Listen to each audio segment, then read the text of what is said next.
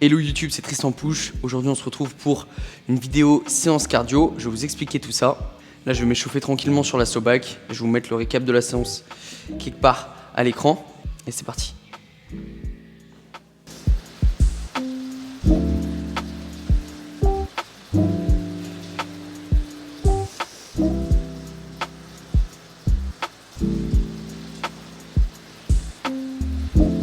On m'a dit que mes plans avec la caméra dans la main étaient trop tremblants, il fallait que j'arrête.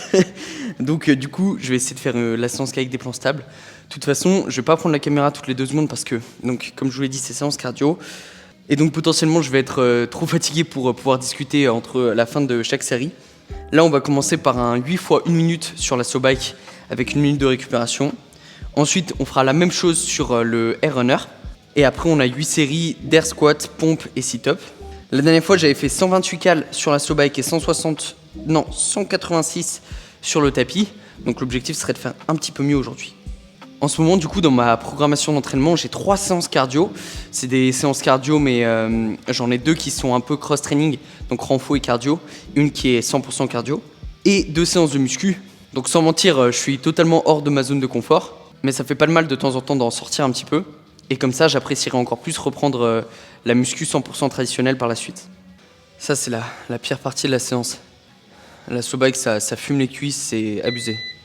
Il y a quand même des avantages positifs à faire du cardio. Notamment, là, je le sens beaucoup sur les séances de muscu. Je vous avais filmé les 2, où j'ai du coup 1 minute de récup sur pas mal d'exos. L'avantage, c'est que je suis vraiment assez peu limité niveau cardio, c'est vraiment musculaire. Et je sens du coup que ma condition cardiovasculaire s'est plus améliorée. Et d'ailleurs, j'ai même reçu une notification car cette nuit, ma fréquence cardiaque était en dessous des 40 BPM. Truc qui n'arrive pas normalement. Enfin, pour moi, je veux dire. Donc, c'est bien la preuve que le cardio, par contre, en termes d'amélioration de la fonction cardiovasculaire, comme son nom l'indique, c'est vraiment top, quoi. Donc là, je suis en train de programmer la SoBike. 1 minute, 1 minute. Et ensuite, il y a de fortes chances que je ne vous rediscute pas avant la pause, avant le tapis.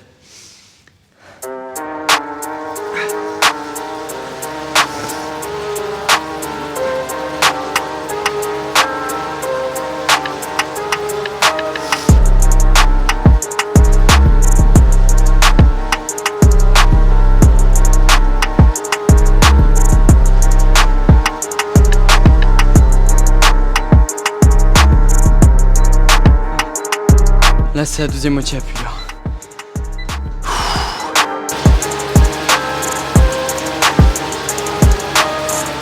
Je viens de terminer la SoBike. J'ai pas fait mieux que 128 cales. C'était dur, terrible. En fait, j'étais courbaturé des cuisses. Je suis allé faire ma session de course.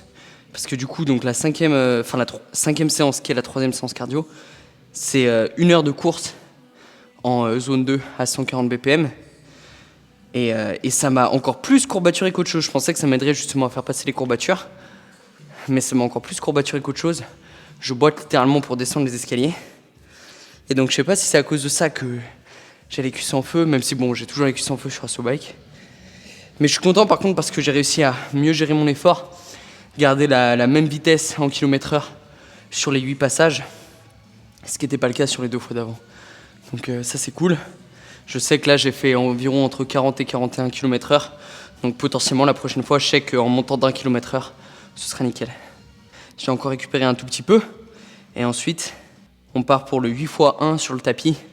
Mais en vrai, le 8 x 1 au tapis, je préfère largement par rapport au 8 x 1 à la SoBike. Et en plus, j'ai les fameuses chaussures qui sont arrivées. Donc avec ça, je cours super vite.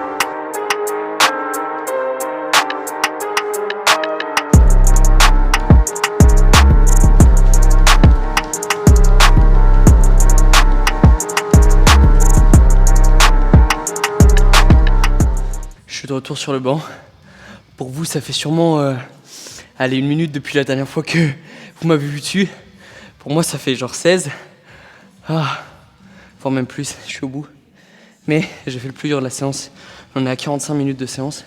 Le 8 x 1 à la SoBike et sur le tapis de course. D'ailleurs, je sais pas si vous avez vu, mais c'est un tapis non motorisé. Donc ça, c'est vraiment top pour courir. Parce qu'on peut vraiment donner le rythme qu'on veut.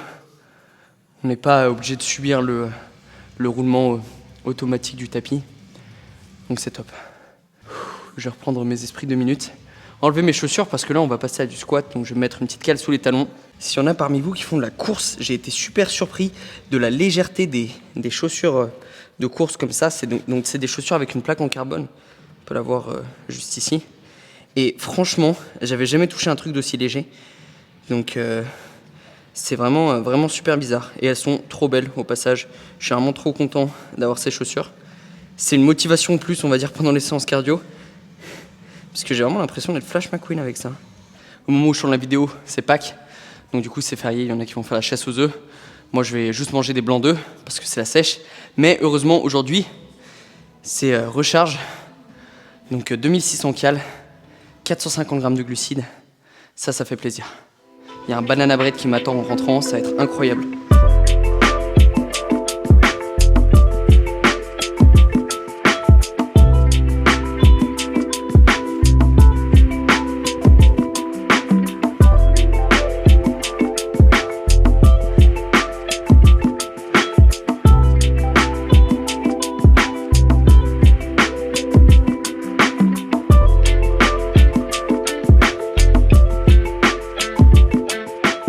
On va passer au dernier exercice de la séance, les sit-ups.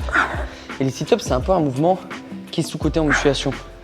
Parce qu'il y en a beaucoup qui pensent que c'est un exercice au poids de corps, qu'il n'y a pas de surcharge progressive qui est possible. Et en réalité, oui. Sauf que la plupart exécutent très mal leur sit-up et en fait font juste un mouvement triché avec l'élan des bras qui ne vient pas réellement contracter le grand droit de l'abdomen. Et en réalité, quand les sit-ups ils sont exécutés de manière bien stricte, c'est fou comment au bout d'une dizaine de reps, il n'y a plus rien qui se passe. Donc en réalité, la surcharge progressive, elle est possible dans ce sens-là, avec une exécution bien stricte où on essaye d'aller gratter quelques répétitions. Après, c'est sûr que passer les 25-30 reps, si on est capable d'en faire autant bien strict, il vaut mieux passer à d'autres exercices.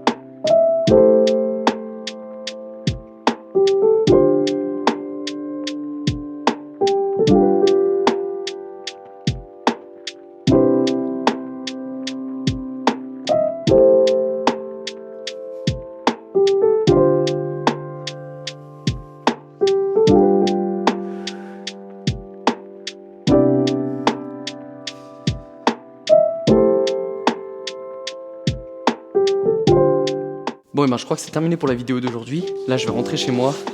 En plus, il n'y a pas trop de bus du coup avec le jour férié. Donc j'espère que je vais pas arriver dans 1h30. J'ai un super banana bread qui m'attend. Donc ce serait dommage de retarder ce moment. Merci beaucoup d'avoir suivi la vidéo du jour. Ça faisait 10 ou 12 jours que j'avais pas tourné une vidéo. Donc je suis super content d'en avoir filmé une aujourd'hui. Et puis du coup, vu qu'il n'y avait pas grand monde au gymnase, enfin il y avait personne en fait, il y avait que moi. J'ai pu vous faire un petit passage update physique qui était un peu improvisé. Donc ça fait trop plaisir. Comme d'habitude, si la vidéo vous a plu, n'hésitez pas à mettre un petit pouce en l'air et commenter. Et d'ailleurs au passage, dites-moi si vous faites un peu de cardio quand vous faites une sèche ou si vous mettez vraiment tout sur l'alimentation et vous continuez de faire 100% de la muscu. Ce serait intéressant de savoir, même si je pense que beaucoup d'entre vous font que de la muscu stricte et c'est pas une mauvaise chose. Comme d'habitude aussi, si vous voulez que je vous coach ou acheter un de mes programmes, c'est le premier lien dans la description. Mon Instagram c'est le deuxième. Et on se retrouve très vite dans une prochaine vidéo qui sera soit une vidéo full day of eating, soit une vidéo qui a aucun rapport avec tout ça. Je sais pas encore, on verra ça. Salut.